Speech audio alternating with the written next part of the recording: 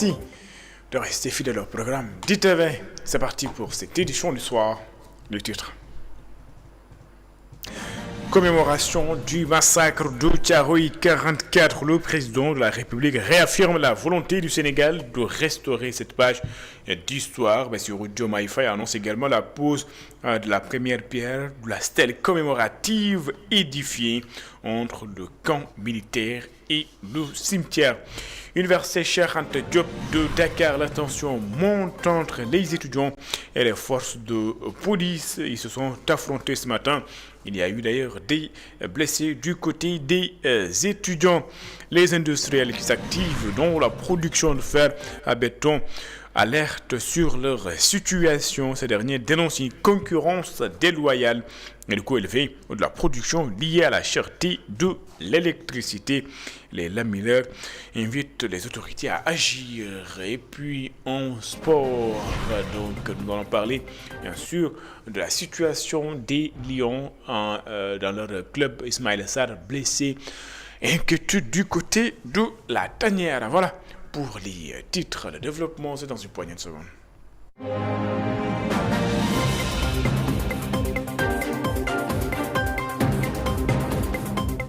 Bonsoir et bienvenue. Commémoration du massacre de Thiaroye 44. Le président de la République réaffirme la volonté du Sénégal de restaurer cette page d'histoire. Bassirou Diomaye Faye se réjouit du travail de recherche que le comité est en train de mener. Bassirou Diomaye Faye qui annonce également la pose de la première pierre de la stèle commémorative qui sera édifiée entre le camp militaire et le cimetière. Plusieurs personnalités de la sous-région ont préparé l'événement. C'était en présence d'Elisabeth Grastine et de Moussa Dia. À l'occasion du 80e anniversaire de la commémoration du massacre de Thiaroye, le président de la République, Bassirou Diomaye Faye, a souligné l'importance croissante d'une conscience africaine tournée vers la vérité de son histoire. Plus qu'un geste protocolaire, votre présence à Thiaroye témoigne d'une conscience africaine qui s'affirme à travers notre histoire partagée qui se reconstruit et notre volonté commune de rendre à nos peuples la vérité qui leur a été longtemps confisquée. Le chef de l'État s'est également réjoui de l'usage du terme massacre par le président Emmanuel Macron l'année précédente. Pour la première fois, la France, par la voix de son président, a employé le mot juste. Massacre. Ce mot juste, cette reconnaissance restitue à l'histoire la part de vérité qui lui a été amputée.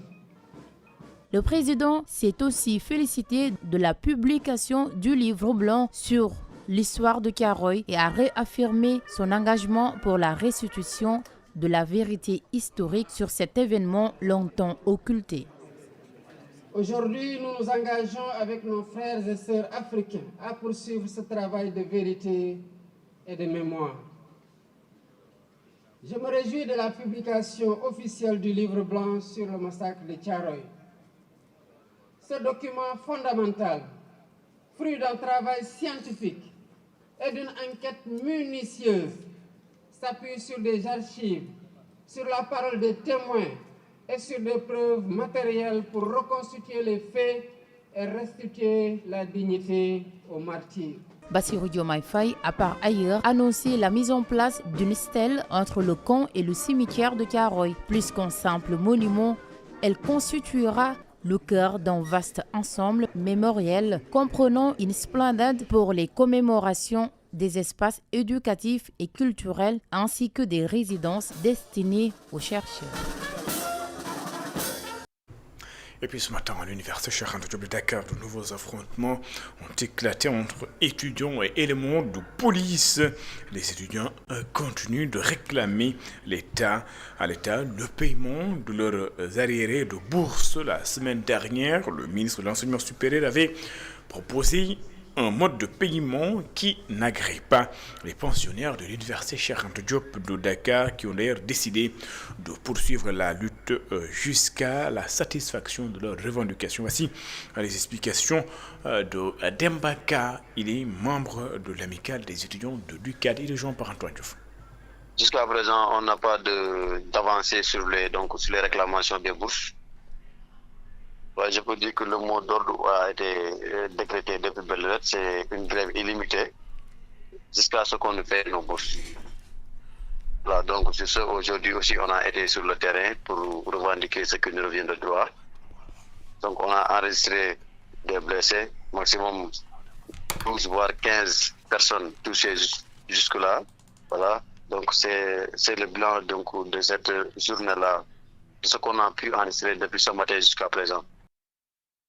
Retenez qu'également au niveau de l'université Gaston Berger de Saint-Louis, la coordination des étudiants de Saint-Louis vient de décréter 96 heures de grève, mais également 96 heures de journée sans ticket. Ils exigent également le paiement des rappels, mais également des bourses et le rétablissement du Wi-Fi, ainsi que la reprise donc des chantiers. Le ministre de l'Enseignement supérieur, de la Recherche et de l'Innovation, lui, était à l'Assemblée nationale.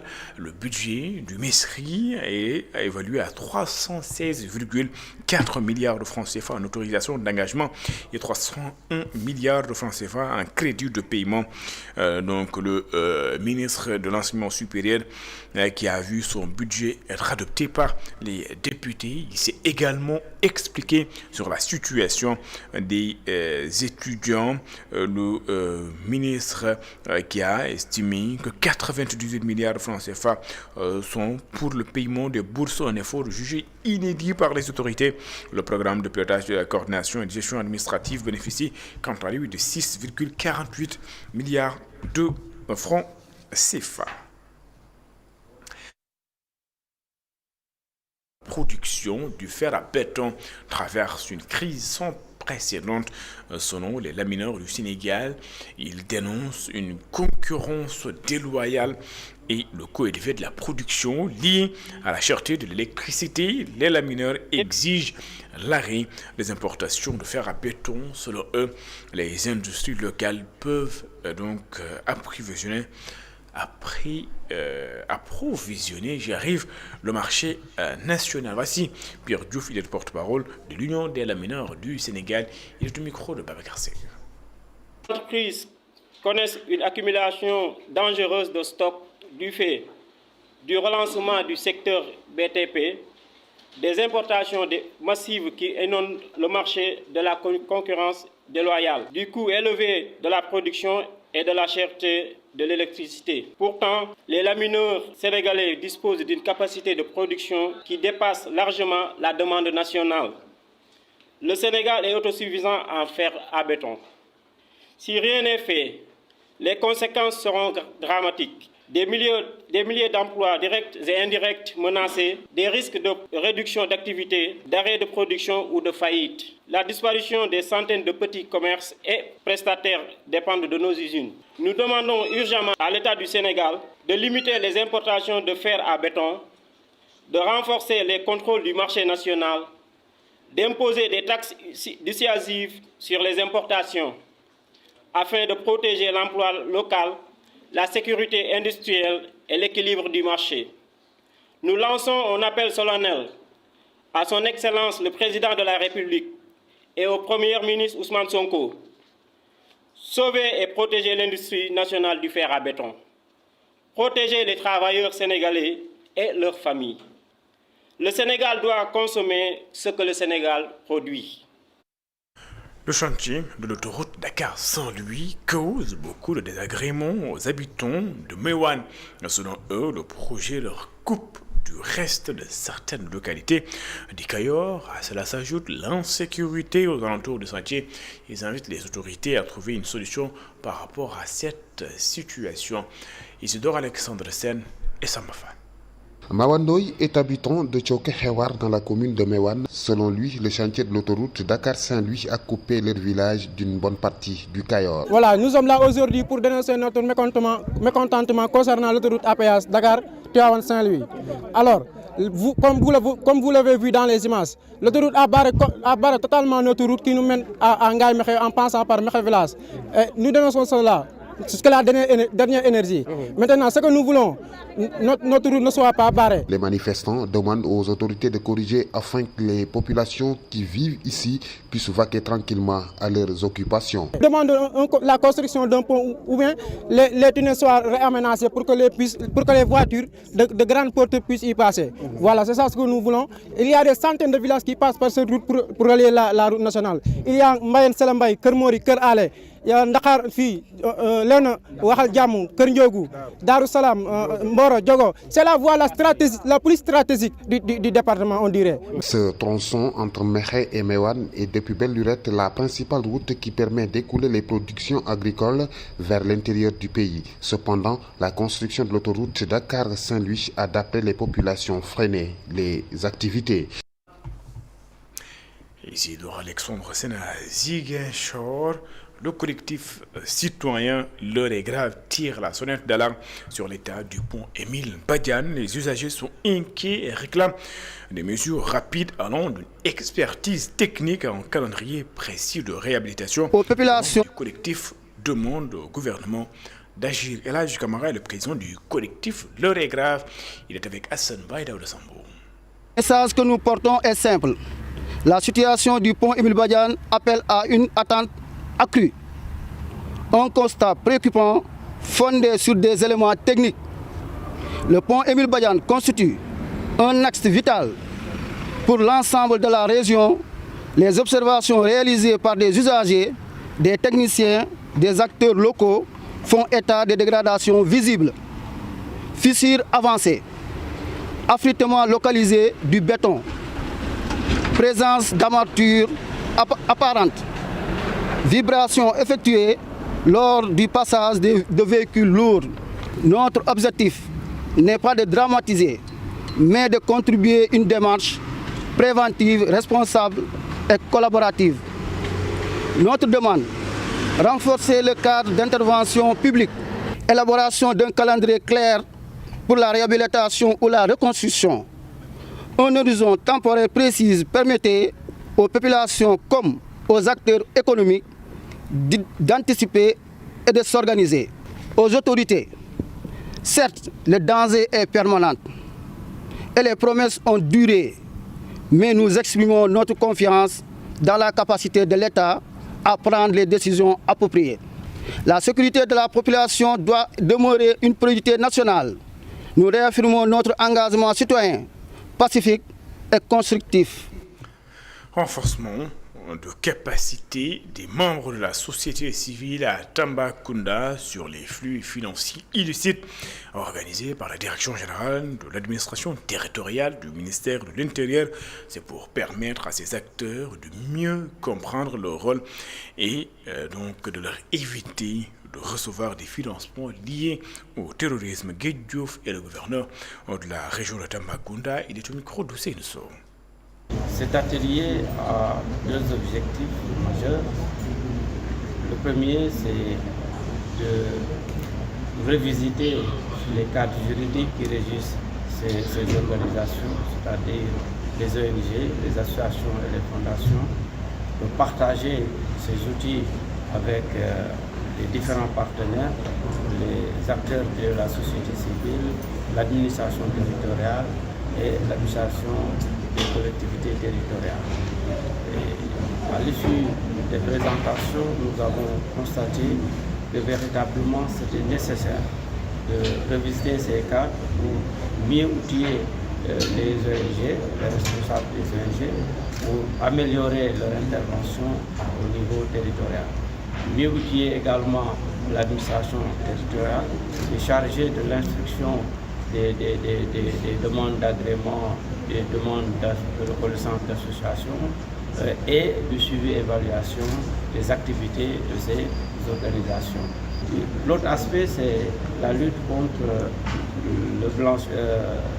les flux financiers illicites. Nous sommes dans une ère où, comme je l'ai dit, il faut renforcer la vigilance et le contrôle par rapport à ces flux. Parce que nous savons que les ONG, les associations et autres appuient l'activité économique au niveau territorial, reçoivent des financements, contribuent au développement économique et social de la région, mais leur action mérite d'être surveillée. La fondation Oasis et le Tombouctou Institute African Center for Peace Studies ont procédé à la signature d'un protocole d'entente. Ce partenariat porte notamment sur la recherche académique, la production intellectuelle et ainsi que la promotion de la paix et du dialogue. Ndeya Defale, Pape Doudou Diallo.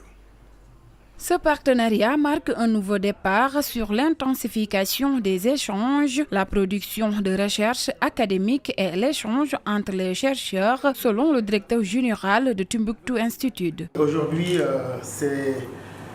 c'était une rencontre avec la fondation Oasis, basée à Milan et à Venise en Italie, une fondation active dans le dialogue interreligieux et la culture de la paix comme Tombouctou Institute. Et nous avons voulu concrétiser ce partenariat qui a commencé depuis longtemps avec des échanges par la signature de ce protocole d'entente. Créée en 2024 en Italie au Vénus, la fondation Oasis œuvre pour la compréhension mutuelle entre chrétiens et musulmans. D'après la chercheuse à la fondation Oasis, l'objectif est de bâtir une coopération stable, durable et constructive. Ces jours-ci, c'est très important pour nous. On a signé ces protocole d'entente et nous reconnaissons l'importance de travailler ensemble et de créer une coopération stable et durable avec l'Institut Tombouctou et on espère entamer une coopération au niveau de la recherche scientifique. Présent à cette cérémonie de signature, le président du Conseil national des imams et oulémas du Sénégal ainsi que le président du Conseil national du laïcat ont salué l'initiative tout en formulant des vœux de pleine réussite pour l'accomplissement de leur mission. En tant que porteur de la voix de la paix, n'est-ce pas, soyons même sur la même longueur d'onde que ceux qui sont là-bas, n'est-ce pas, pour que le vivre ensemble ne soit pas simplement un mot, ne soit pas simplement un vécu au Sénégal, mais à travers aussi là où ils sont, n'est-ce pas, de transposer le modèle sénégalais. Donc aujourd'hui, c'est un nouveau départ qui permet d'envisager une nouvelle perspective du dialogue entre les religions sur la base de la recherche. Et nous espérons que la contribution de tous les acteurs, de toutes les parties prenantes, pourra aider à raffermir les liens entre les hommes. La Fondation internationale Oasis, qui promeut la compréhension mutuelle entre chrétiens et musulmans, et le Tombouctou Institute Africa Center for Peace Studies, engagés dans la promotion de la paix, de la recherche stratégique et de la compréhension des dynamiques sociales africaines, reconnaissent l'importance de développer une coopération constructive et durable. Ndeye Yali Fall, le Centre national de transfusion sanguine veut atteindre en 2026 son total de 150 000 poches de sang. Le directeur général du synthèse insiste sur la nécessité de don de sang. Selon lui, la disponibilité de poches de sang participe à la réduction donc de la mortalité maternelle. Il s'appelle le docteur Daouda Seck. Je vous propose d'écouter le micro de Barson. L'objectif de cette journée qui a été initiée par la Société africaine de transfusion sanguine, c'est d'abord faire une mobilisation africaine. C'est-à-dire faire en sorte que tous les centres nationaux de transfusion sanguine organisent à cette journée une mobilisation citoyenne pour surtout remplir les banques de sang et ensuite faire en sorte qu'il y ait un stock suffisant. Maintenant, ils se sont fixés beaucoup d'objectifs dont chaque pays a voulu dire un target, un objectif bien déterminé. Et pour le Sénégal, on s'était dit que nous allons avoir comme objectif 1000 poches de sang. Et je pense qu'on est quand même dans la ligne pour l'avoir. Parce qu'actuellement, dans toutes les banques de sang régionales du Sénégal, nous avons organisé cette journée-là. Comme vous le voyez ici au CNTS, il y a beaucoup d'associations dont le 12e Gaïndé qui sont là et qui nous accompagnent. Donc rien qu'ici, je pense qu'on pourra avoir la moitié de cet objectif-là et les autres banques de sang des autres régions pourront compléter. Le don de sang est plus qu'un acte citoyen. Parce que quand vous faites un don de sang, vous ne savez pas combien, déjà, vous ne savez pas à qui cette poche est destinée. Ça peut être une famille, ça peut faire un circuit jusqu'à retourner chez vous, etc. Et pourquoi cette journée, il y a un slogan qui dit une poche de sang ou bien une personne peut sauver 3 vies, parce que tout simplement, une poche de sang peut permettre à sauver exactement 3 vies. De par ce qu'on appelle la séparation des constituants du sang qui vont permettre de pouvoir donner des plaquettes, du culoglobulaire ou bien du plasma frais congelé. Donc ces éléments-là sont d'une importance capitale pour nous, déjà le CNTS, mais aussi pour les hôpitaux. Parce qu'on ne peut pas faire de chirurgie sans pour autant avoir besoin de sang. Il y a aussi les hémorragies du postpartum, c'est-à-dire les femmes qui accouchent et qui ont une hémorragie. Il y a les accidents.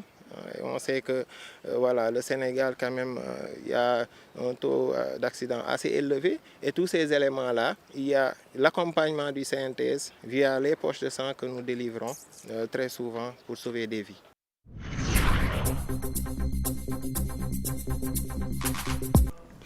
Vous l'aurez donc compris, place à présent à la page du sport. Tout d'abord, parlons de lutte avant de parler de football. Le département de Nioro lance son signal fort en direction de la structuration de la lutte traditionnelle. Dans cette zone, un comité ad hoc a été mis en place pour standardiser l'organisation et mettre fin aux difficultés récurrentes, même si un premier pas a été franchi. Le président de la nouvelle instance est conscient des défis qui restent à relever pour moderniser la discipline.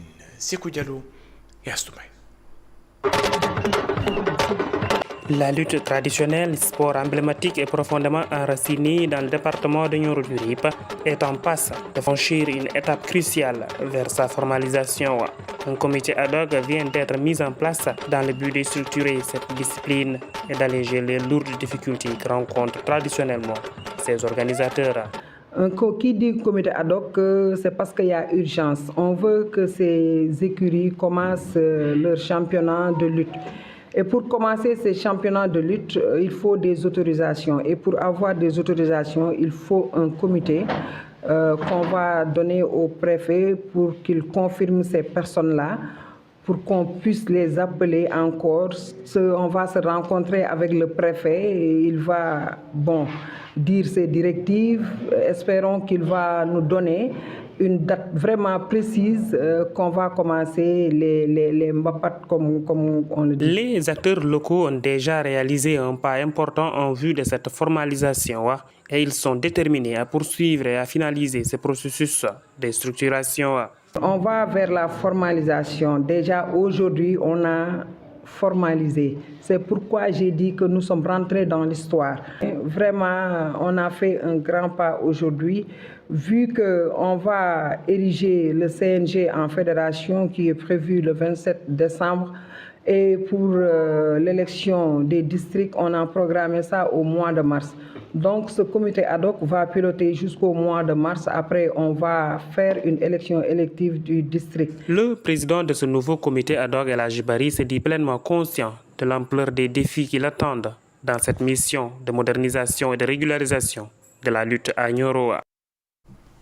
Et puis parlons de football à présent. Des nouvelles de nos Lions, les championnats européens, asiatiques, un peu partout dans le monde. Cheikh Tidiane Sabaly et Ismaïla Sarr sont sortis blessés lors de leur dernier match. Inquiétude sont de la tanière à quelques semaines du début de la Coupe d'Afrique des Nations.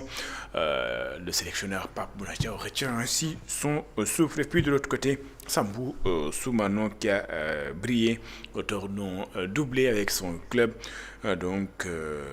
Lorient. Nicolas Jackson également, buteur. L'attaquant du Bayern ne s'arrête plus de marquer.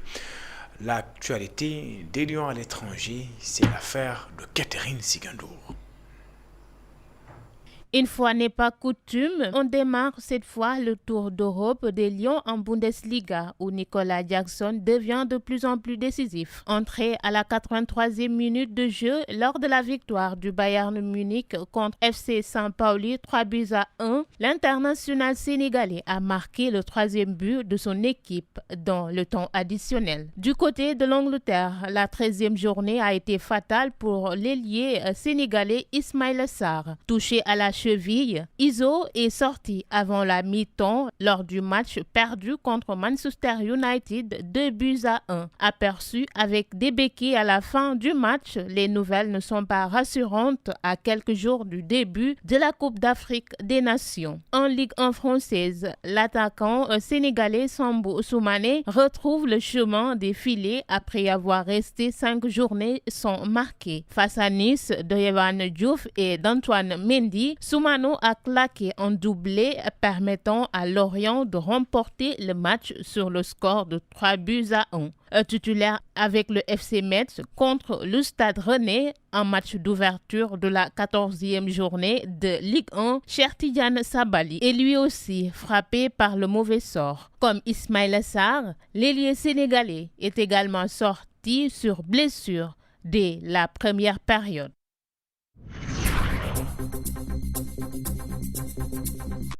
Catherine Sigandour, merci.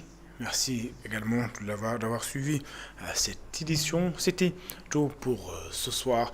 Je vous donne rendez-vous juste après ce journal dans notre émission. L'invité de la rédaction, je reçois ce soir Dame Badiane. Il est le président des marchands ambulants du Sénégal. Vous l'avez donc compris, nous allons parler de la situation des marchands ambulants. Leur dernière manifestation.